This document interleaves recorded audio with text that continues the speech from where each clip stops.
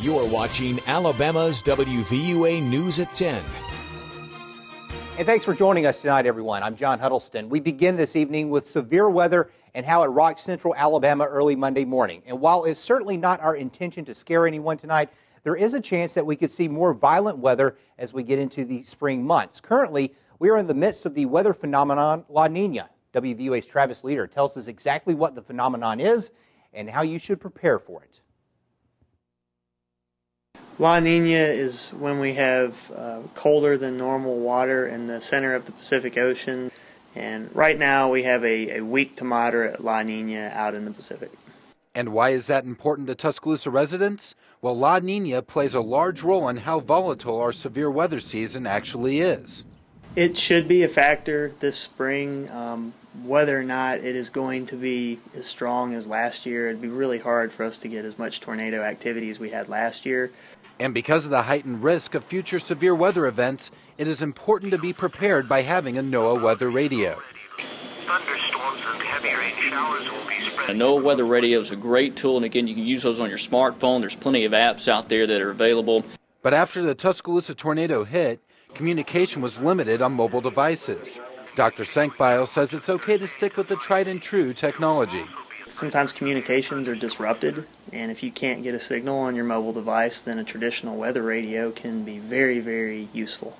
Regardless of what warning system you have, being prepared is key. You got to have a plan. You got to know what you're going to do when a tornado warning is issued, and if it is another active season, you've got to be ready for it. Reporting in Tuscaloosa, Travis Leader, WVUA News. Meanwhile, in the present, people in Alabama continue to pick up the pieces after Monday's storms. The National Weather Service says a supercell that spawned 2 tornadoes, including an EF3 tornado, with the estimated wind speed of a twister of 150 miles per hour. At least 2 people were killed in the Birmingham area. Another 100 people were injured. Officials say they are fortunate the storms didn't claim more lives. Well, we certainly hope that we don't have an increase in our fatalities or our injuries. We believe that our first responders did a great job yesterday of going out and trying to locate everyone. And so we really feel that those numbers are pretty accurate. And, you know, certainly 2 is too many, but just thankfully this morning we're not facing what we were facing last spring. And the National Weather Service forecasters say they found evidence of 2 tornadoes in Tuscaloosa County, an EF3 and an EF2. Officials estimate peak winds for the EF2 were around 115 miles per hour, and for the EF3, winds peaked at 140 miles per hour. Forecasters estimate the path was almost a mile long and 400 yards wide at its biggest point. After April's devastating storms, many rushed to the aid of others, including Tuscaloosa County Sheriff's Office Chaplain Terry Hallman. Today, Hallman was named the 2011 National Sheriff's Office Chaplain of the Year for his efforts on the days following the April 27th tornado. Hallman organized an information center to help people locate family members, fed those in need in the Holt area, and prayed with victims.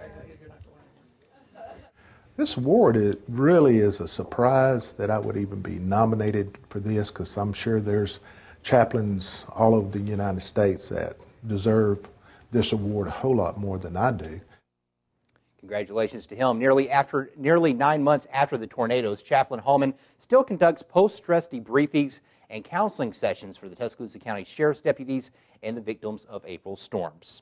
The city of Tuscaloosa takes another step forward in the recovery process. The United States Housing and Urban Development awarded the city with over $16 million this afternoon for tornado recovery. According to Mayor Walt Maddox, 80% of the check must be used in the affected areas. Maddox says the primary use will go into affordable housing, but it will also go to be used in infrastructure. The mayor says priority number 1 is getting people quality housing. Right now, 61% of the homes that were destroyed in Tuscaloosa were rental housing with a median income of less than $28,000. So you're talking about having to build nearly 2,000 homes that are going to give people an opportunity to live in quality housing situations. Maddox says they are going to stretch the money over the next 3 to 4 months. Time now to get a first look at Alabama's home team forecast tonight. For that, we bring in Chief Meteorologist Richard Scott. Hey, John, good Tuesday evening to you. Temps are still kind of mild out there for this time of the year, where we should be anyway. 50 degrees in Tuscaloosa, a little bit cooler to the north. Haleyville, one of the cold spots at 38, but you go down to the south, it's a bit warmer. Down in Demopolis, temperatures back in the 50s. In fact, we're talking around 54 degrees, 56 in Livingston. And the southeast, things are changing again. Another storm system quickly approaching. We've been kind of in that break yesterday afternoon and today, and that's starting to change now. You see all the rain developing out west over Texas, Arkansas, Louisiana, and even West Mississippi, starting to see some rain move our way. And there could be a passing shower tonight. Better chance for rain starts tomorrow, but still not going to be an all-day soaking rain. 9 o'clock in the morning, around 54, 66.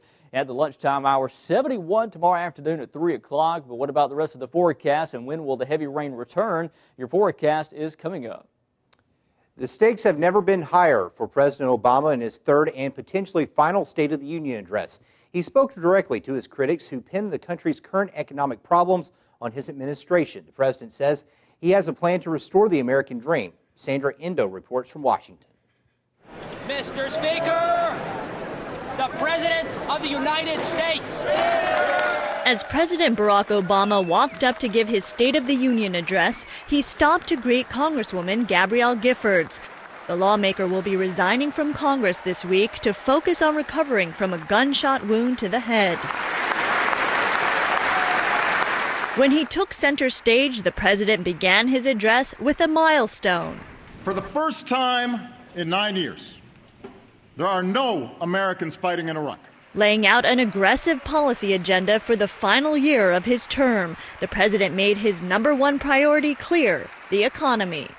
We can either settle for a country where a shrinking number of people do really well, while a growing number of Americans barely get by. Or we can restore an economy where everyone gets a fair shot. Plans include the so-called Buffett rule, a minimum tax for the wealthiest Americans, tax breaks for companies that create jobs, funding for education and job training programs, and more clean energy initiatives. Republicans fired back after the president's address. Indiana Governor Mitch Daniels gave their response. The president did not cause the economic and fiscal crises that continue in America tonight, but he was elected on a promise to fix them. And he cannot claim that the last 3 years have made things anything but worse. Many of the president's proposals will require congressional approval. And with what is shaping up to be a heated re-election bid, it'll be a contentious road ahead. In Washington, I'm Sandra Endo.